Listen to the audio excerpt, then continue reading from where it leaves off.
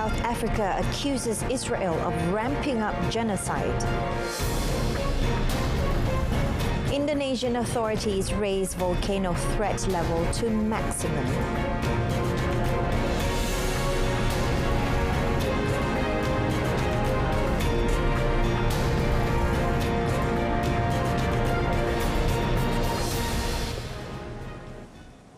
Good afternoon and Salam Malaysia Madani. I'm Renee Fong and you're watching World Today. South Africa accused Israel at the top UN court of stepping up what it called a genocide in Gaza, urging judges to order a halt to the Israeli assault on Rafa. The International Court of Justice ICJ heard a litany of allegations against Israel from lawyers representing Pretoria, including mass graves, torture, and deliberate withholding of humanitarian aid. Although this present application was triggered by the unfolding horrific situation in Rafa, Israel's genocidal onslaught across Gaza has intensified over the past few days, also warranting the attention of this court. South Africa wants the ICJ to issue 3 emergency orders while it rules on the wider accusation that Israel is breaking the 1948 UN Genocide Convention. It wants the court to order Israel to immediately withdraw and cease its military offensive in Rafa. It said Israel should also take all effective measures to allow unimpeded access to Gaza for humanitarian aid workers, journalists and investigators. Pretoria also asked the court to ensure Israel reports back on its measures taken. In January, the ICJ ordered Israel to do everything to prevent genocidal acts and enable humanitarian aid to Gaza. But the court stopped short of ordering a ceasefire, and South Africa's argument is that the situation now, notably the operation in the crowded city of Rafa, requires fresh ICJ action. The Arab League has called for a United Nations peacekeeping force in Palestine and an international peace conference at a summit dominated by the war between Israel and Hamas. In a concluding statement following a meeting in Manama, the 22-member grouping called for international protection and peacekeeping forces of the United Nations in the Palestinian territories until a two-state solution is implemented. It also adopted calls by host Bahrain's King Hamad Isa Al Khalifa and Palestinian President Mahmoud Abbas to convene an international conference under the auspices of the United Nations to resolve the Palestinian issue on the basis of the two-state solution. نطالب بالوقف الفوري والدائم لإطلاق النار في غزة ووقف كافة محاولات التهجير القسري وإنهاء كافة صور الحصار والسماح بالنفاذ الكامل والمستدام للمساعدات الإنسانية للقطاع والانسحاب الفوري لإسرائيل من رفح. The League also separately called for an immediate ceasefire in Gaza and an end to forced displacement in Palestine. The meeting of Arab heads of state and government convened in Bahrain more than 7 months into the conflict in Gaza that has convulsed the wider region. Speaking at the summit, United Nations Secretary-General Antonio Guterres described the Gaza war as an open wound that threatens to infect the entire region. He stressed that the only permanent way to end the cycle of violence and instability is through a two-state solution. The war in Gaza is an open wound that threatens to infect the entire region. In its speed and scale, it is the deadliest conflict in my time as Secretary-General for civilians, aid workers, journalists and our own UN colleagues. In response to the calls for peacekeepers, a United Nations spokesman said any creation of a mission would be dependent on a mandate from the Security Council and acceptance by the parties of the UN presence. This, the Secretary General's deputy spokesman said, is something that would need to be established and is not something that is taken for granted by the UN. Israel vowed to intensify its ground offensive in Rafa despite global warnings over the fate of hundreds of thousands of Palestinian civilians sheltering in Gaza's far southern city.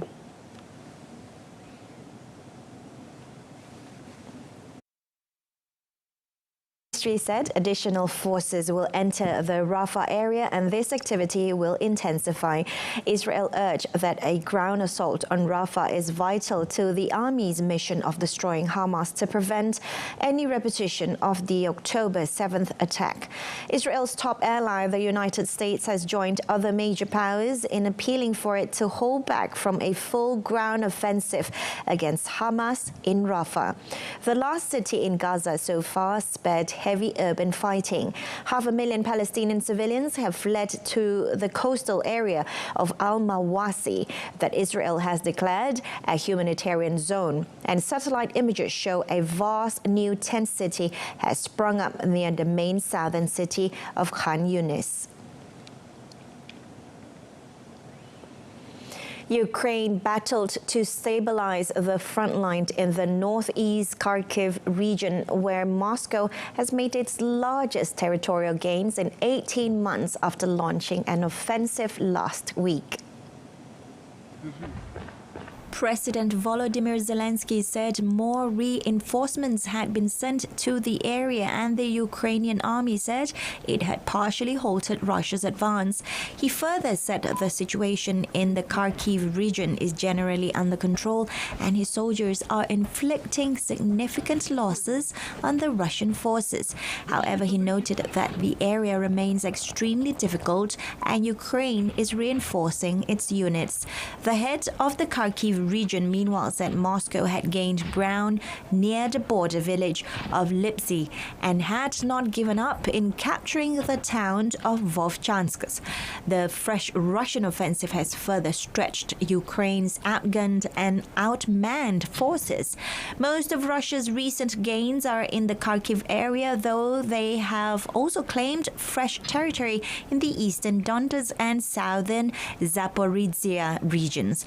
Ukraine accused Russian troops of executing civilians in territory it had captured and of using some civilians in Vovchansk as human shields.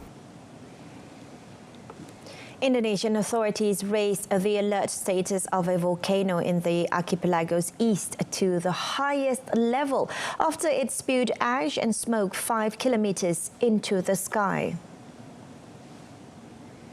Mount Ibu, located on remote Halmahera Island in eastern Indonesia, erupted yesterday morning, belching a tower of volcanic ash 5,000 meters above its peak. The country's geology agency subsequently raised the status to the highest alert level of a 4-tiered system, meaning an eruption is ongoing. Mount Ibu has been showing significantly increasing volcanic activity since mid-April, and a series of earthquakes indicated mounting pressure because of magma migrating to the volcano's surface. Residents living near Mount Ibu and tourists have been advised to stay out of a 4 to 7 kilometer exclusion zone from the peak and to wear a face mask in case of falling ash. Mount Ibu is one of Indonesia's most active volcanoes, erupting more than 21,000 times last year. Indonesia, a vast archipelago nation, experiences frequent seismic and volcanic activity due to its position on the Pacific Ring of Fire. Last month, Mount Ruang in North Sulawesi province erupted more than half a dozen times, forcing thousands of residents of nearby islands to evacuate. Chinese President Xi Jinping held a restrictive meeting with Russian President Vladimir Putin at Zhongnanhai in Beijing, during which they had in-depth exchanges on strategic issues of common concern. Xi said the world is undergoing changes unseen in a century and entering a new period of turbulence and transformation. He noted that in the face of the ever-evolving world landscape with volatility and turmoil, China has maintained its strategic resolve. He also said under the leadership of the Communist Party of China, the Chinese people have overcome various difficulties and challenges and are striving to promote high-quality development and Chinese modernization. He added China is willing to work with Russia and other countries to enhance solidarity and cooperation, steer global governance in the right direction, jointly safeguard international fairness and justice, and promote world peace and common development. Noting that China's development is unstoppable and that no force can contain China's growth and progress, Putin said that Russia is willing to improve cooperation with China and other global South countries to promote international fairness and justice and to work towards a more equal and multipolar world. Slovak Prime Minister Robert Fico was able to speak but remained in serious condition a day after an assassination attempt that sent shockwaves across Europe. Police charged a suspect for the attack they called politically motivated. President-elect Peter Pellegrini briefed journalists a day after the shooting, which has prompted fears of further violence in the politically polarized nation just weeks before European Parliament elections. Pellegrini said Fico is able to speak but only a few sentences, adding that very difficult hours and days lay ahead for Fico. Wednesday's attack has stoked fears in the deeply polarized nation as officials drew a link between the political situation and the suspect's motives. Police charged the suspect, identified as 71-year-old writer Juraj Sintula in local media, with attempted murder. Interior Minister Matus Sutaj Estok said the shooter is a lone wolf whose actions were accelerated after the presidential election since he was dissatisfied with its outcome. Pellegrini, who won last month's presidential vote and is a politically ally of Fico, called for calm and urged political parties to halt campaigning for the EU Parliament election. Fico was shot while greeting supporters in the street after chairing a government meeting in the central town of Handlova.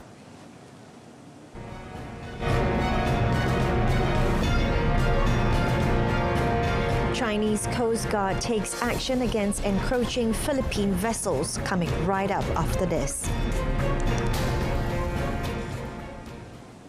The Chinese Coast Guard said it took legal action to deal with multiple Philippine vessels that had illegally assembled near China's Huangyan Island in the South China Sea, involving non-fishing activities while making provocations.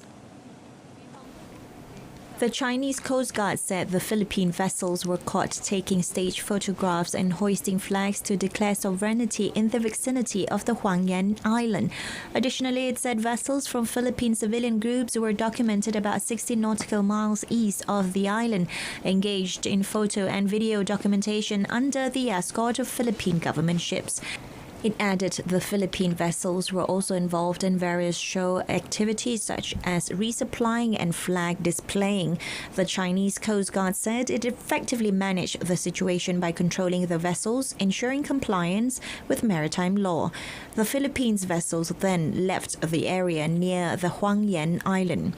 The Huangyan Island, a group of reefs and islets of 550 sea miles away from the Hainan Island in South China, has long provided a perfect shelter for fishing ships from nearby islands and the mainland of China.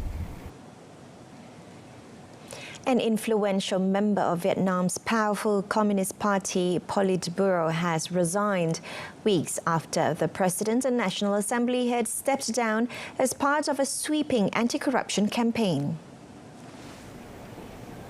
Trong Terima held the position of permanent member of the Secretariat in the Capital Party Committee, the most important position in Vietnamese politics outside its four-pillar leadership structure.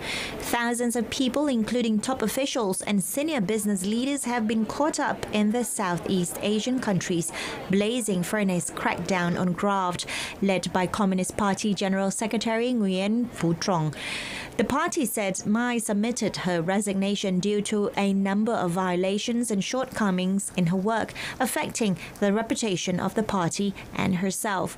Her resignation follows that of President Vo Van Tong in March and National Assembly head Wong Din Hu in April, also for unspecified violations and shortcomings. Without elaborating further, the Communist Party said it had nominated people for those positions. The candidates will be officially voted in Vietnam's rubber-stamp National Assembly, which is due to meet next week.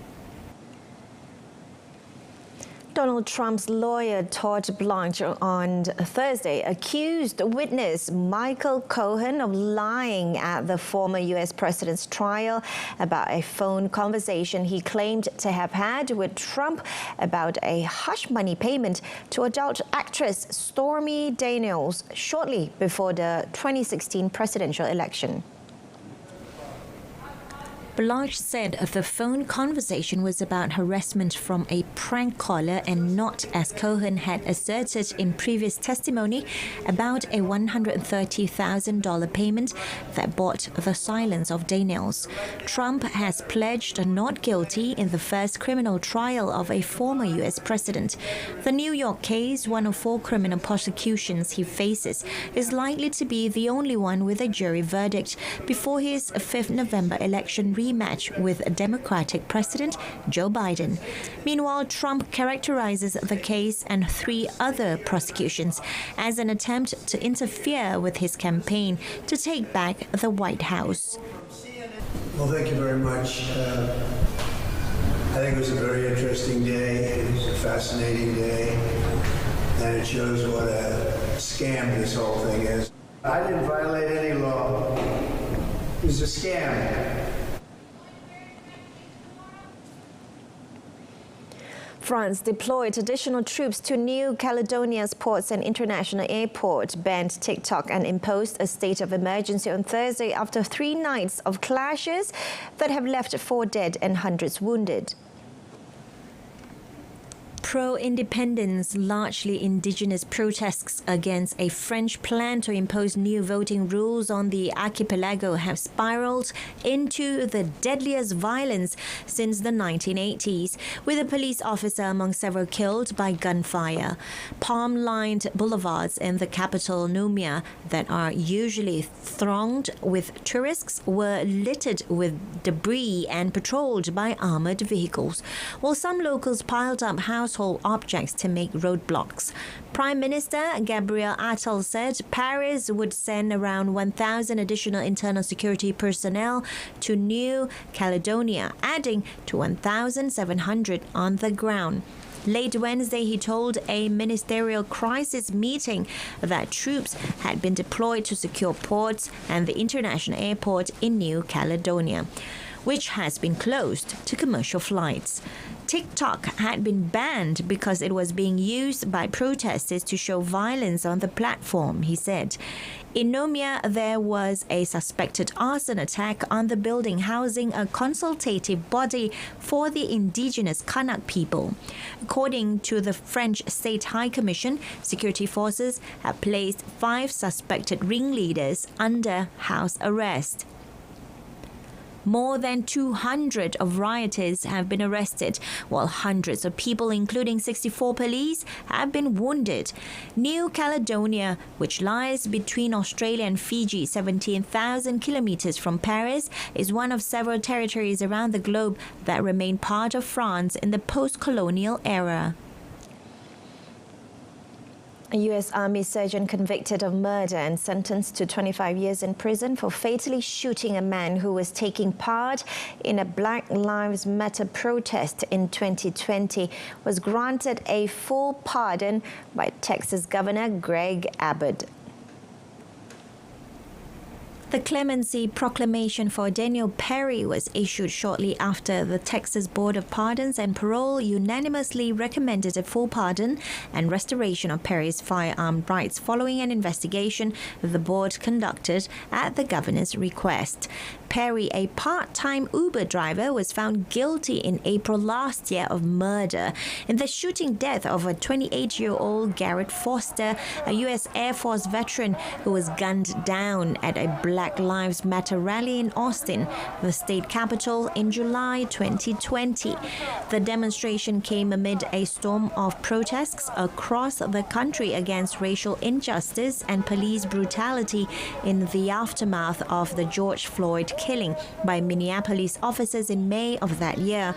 Perry has insisted he was acting in self-defense when he shot Foster, asserting that he had no choice but to open fire with his handgun when Foster pointed the AK-47 he was legally carrying at Perry. Perry is white, as was Foster. A Turkish court sentenced former pro-Kurdish party leader Selahattin Demirtas to more than 40 years in jail for instigating protests in 2014, triggered by a Daesh attack on the Syrian Kurdish town of Kobani. Another pro-Kurdish party leader, Figen Yüksekdag, was sentenced to just over 30 years in jail.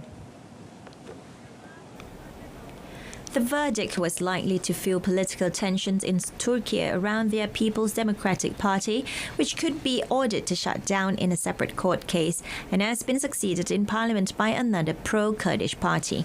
37 people died in the 2014 protests, which were triggered by accusations that Turkey's army stood by as the Daesh group besieged Kobani, a Syrian border town in plain view of Turkey.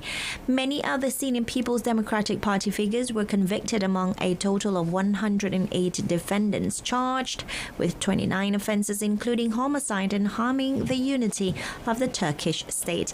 Some of the defendants were acquitted. Demirtas has been in prison since November 2016 on terrorism-related charges, but remains one of Turkey's most influential political figures. He and Yüksekdag were among 18 defendants already in jail.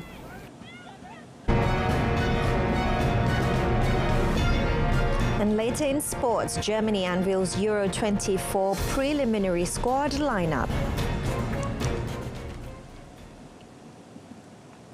Sports news. Atalanta coach Gianpiero Gasperini on Thursday said his side will have to face one of the best in Europe ahead of the Europa League final against Bayer Leverkusen as they search their first European trophy.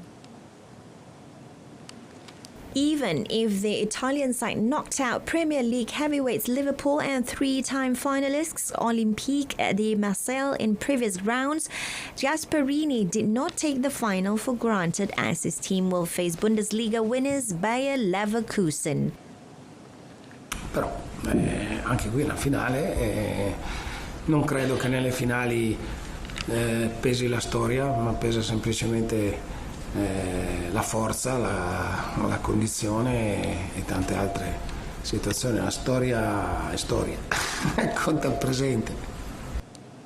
Atalanta have reached two different finals for the first time in a single season, but yesterday's defeat to Juventus was its fifth straight Coppa Italia final defeat. Atalanta will bid to overcome the disappointment of the lost final when they play Lecce away on Saturday. The Bergamo team currently sit fifth, the last Champions League spot, with a 3-point lead over AS Roma and a game in hand. Germany coach Julian Nagelsmann unveiled Germany's preliminary squad for the Euro 24 on Thursday. The squad has changed little from the team that beat France and Netherlands in back-to-back friendlies in March. Their best results for some time, as the three times European champions have not won a major trophy since the 2014 World Cup. In veterans Thomas Müller, Tony Cruz and Neuer, there are 3 2014 world champions in the 27-man squad, which must be cut to 26 before the tournament. Alexander Pavlovich, 20, who missed the March friendlies through injury and is still waiting for his first cap, earned a place following his superb form for Bayern Munich. Robert Andrich, Florian Wirtz and Jonathan Tah are the Bayer Leverkusen players in the squad, having helped the Bundesliga champions go through the season unbeaten across all competitions. The 2 most notable absences were Borussia Dortmund's Champions League finalists Mats Hummels and Bayern Munich's Leon Goretzka, who narrowly missed the cut. Germany kick off their Group A campaign in the tournament opener against Scotland on 14th June. They also play Hungary and Switzerland in the first stage. The Asian Football Confederation gave its backing to Palestine's proposal to suspend Israel from FIFA due to the ongoing war in Gaza at its Congress in Bangkok on Thursday. AFC President Sheikh Salman bin Ibrahim Al Khalifa voiced his support for the Palestine Football Association's motion ahead of Friday's FIFA Congress, which seeks to adopt immediate and appropriate sanctions against Israeli teams. The proposal was sent by the Palestinians to FIFA on 11th March and will be discussed during the body's annual gathering after being added to the agenda with the support of the Algerian, Jordanian, Syrian and Yemeni federations. FIFA President Gianni Infantino touched on the matter in remarks to delegates as he called for a united front in efforts to deal with issues both within and outside the sport. Football can do only very little, of course, to change situations around the world, everywhere in the world, which are tragic. But what we can do is to show unity, because football is what unites everyone in Asia, and what has to unite everyone in the world. French football star Kylian Mbappé unveiled his Madame Tussauds wax double on Thursday, calling it impressive.